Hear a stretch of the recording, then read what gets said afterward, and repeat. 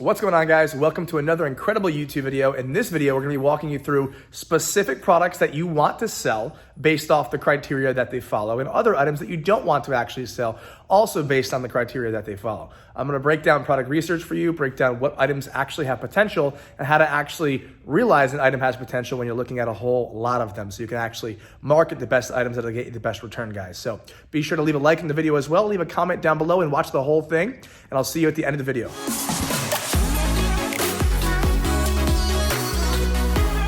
This specific item, okay, the velvet sofa, velvet sofa cover. Okay, what do we think about this? Okay, what do we think about this? Okay, now also, before we actually start dropping our comments down below, think of what I said about the puffball on the ponytail beanie. Just because it has that puffball doesn't make it gold. Amanda says good material, correct. Nuno says way too complicated. Mike says sofa king, amazing. Amanda Brown says won't fit all couches. Very smart. Lewis says low margins. Yuri says saves furniture, right? Deontay says never seen it personally, but seems interesting. Jacob says so generic. Leo says it doesn't really make a real differentiation. And Owana says not new. Okay, Bruce says, is this marketed to college students? Could be a good angle there. Okay, so hear me out here, guys. So this specific item is a couch cover. Okay, now I've seen this many times, okay? Different items just like this, okay, that do the same thing. Now, the differentiation between what I see here is a lot of them, I won't say most, I'll say a lot of them are typically one size fits all, okay? Or it doesn't fit the couch. The fact that it has different dimensions here, automatically gonna make this a no-no, okay?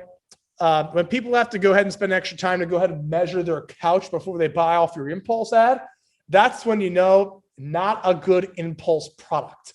Okay. Is it a good product?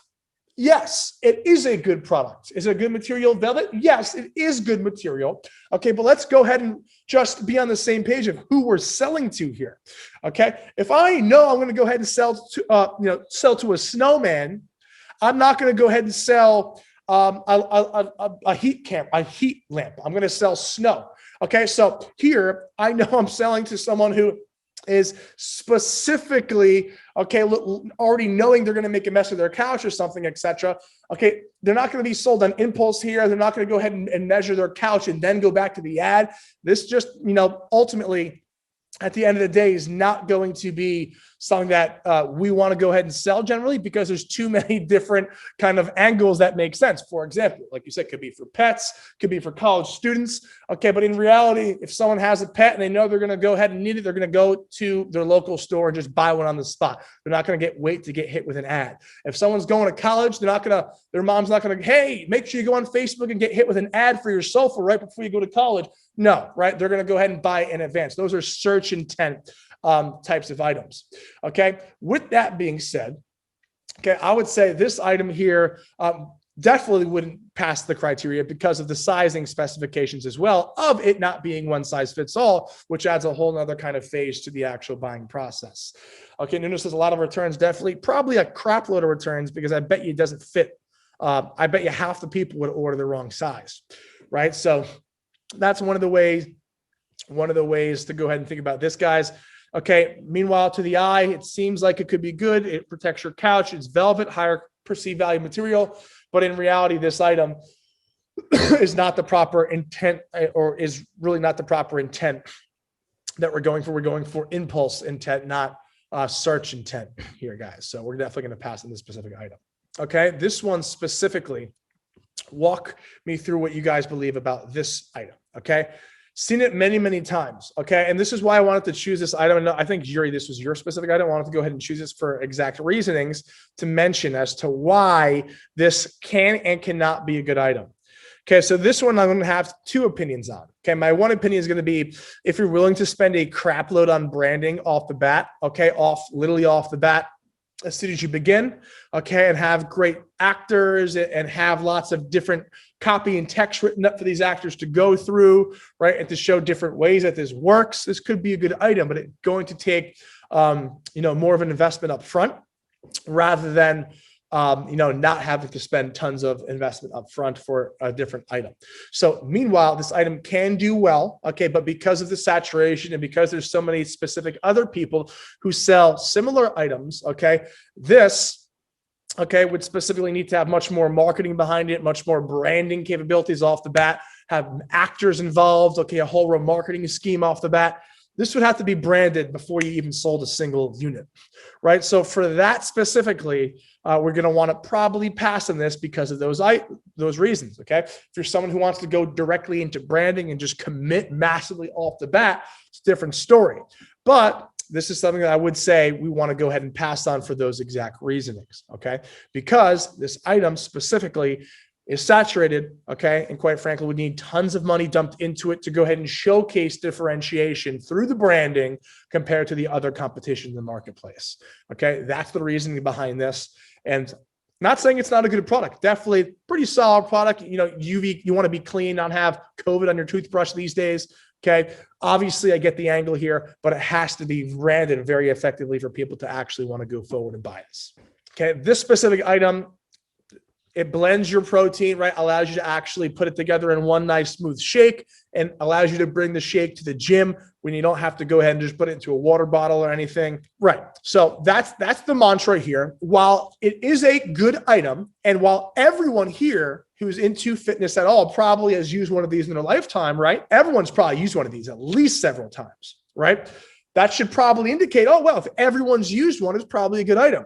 Right. But on the contrary, it's very, very, very saturated. Clearly, there's no differentiation here. It's the same style, even though you have, the bottom where you could kind of break it apart and keep your protein down below. Lots of people have been doing this for like several years. It's a good item, but it definitely is saturated. And I would definitely recommend passing on the item. Okay. This is an item that you sell if you build a massive sports fitness agency with the brand Spider on it, right? And you just sell Spider bottles at your shop in person. That's when you sell items like this, right? An item like here would not be sold on impulse ads because there's not much differentiation whatsoever. And quite, frankly, if you'd want to actually build a brand out of this, it would be extremely hard and costly to build differentiations because of all those points I've mentioned. So this would definitely have to be an accessory, something that comes with a digital workout plan or experience that someone purchases. Okay, this would not be sold as a standalone item. Even if you sold 3 at the same time and tried to bundle it, it wouldn't pass the actual product research system, and it wouldn't go through and have a proper marketing angle. And it also wouldn't, fit the point that, says it's not saturated. It's very saturated. So as I'm sure we can agree, this definitely would be something that we pass on for those reasons. But the market itself, spot on. Stay in the market. Okay, fitness is hot. Okay, but I would say even so, go deeper and look at outdoor experience products that have to do with fitness as a whole and in general as well. Okay, that's the ideal goal here, guys. Okay, this is a mop. Okay, it's replaceable, which is great. What do we think about this? Have we heard about Swiffer? Okay, look, we have tons of great reviews. Okay, we have good reviews. We have lots of orders, which is awesome. Nice little mop action, right? You could switch out the bottom. Okay, it says, floor map 360 degrees, which is cool. You could get all nooks and crannies. And yeah, I get that it definitely looks cool. It has lots of features and functionality, right? But let's go ahead and talk about the result. Okay, guys, an item like this, I don't care how fancy and crazy and unique and all these crazy robot arms that it has, the result is the same at the end of the day as the Swisher, okay, as the Swiffer. Just like Eamon said, just like Bruce said, just like, a lot of, what we've said. Now, the design, the way that it's built is different than the Swisher, the Swiffer for sure. Okay, but in reality, the way that it bends and goes 360 in between nooks and cranny, not so much. Okay, so here's a prime example of changing the way that something looks on the outside, okay, but not changing the actual results of what's actually being done here. That's the red flag and what we want to go ahead and understand here. Okay, this specific item, okay, is not what we actually want to go ahead and move forward and sell because there's something already mentioned like a Swiffer. With that being said, you want to go ahead and stay away from something like this because the result is the exact same as the actual Swiffer. So keep that in mind, guys. This one, okay, I want to go ahead and walk you guys through into a bit of a different light here. Okay, so we're not always just looking at the benefit or the result. We also have to look at the ease of use, or the ease of us being able to market it without having to deal with a bunch of problems. Okay, so what are our thoughts down here about this, guys? Keep in mind, the item works. Okay, there's tons of studies that showing breastfeeding is incredible for your child. Okay, and quite frankly, the item does work, and it's a great practice. Okay, but also there's always things that we have to consider as Facebook marketers, okay, that sometimes we don't have to consider when we're marketing on other platforms or in person, okay? What do you guys think about this specific item? Amanda says, very hard to do with ads to show what this actually does. Correct, nearly impossible, actually. Okay, Nuno says, difficult to actually do ads in Facebook. Correct. Leo says, we could get banned easily. Bruce says, the price. Yeah, the price is ridiculous, but also let's keep in mind, guys, like when you have a really, really high perceived value product, you could get away with getting high prices. So if this item was able to be marketed on Facebook easily, you know, I mean, the pricing is already definitely way too high, but I'd probably be able to say we could probably find something cheaper through our agent. But like we've mentioned, like Leo's saying, it's very difficult to advertise. Paul says it's going to be way too tough to showcase this in the video ad.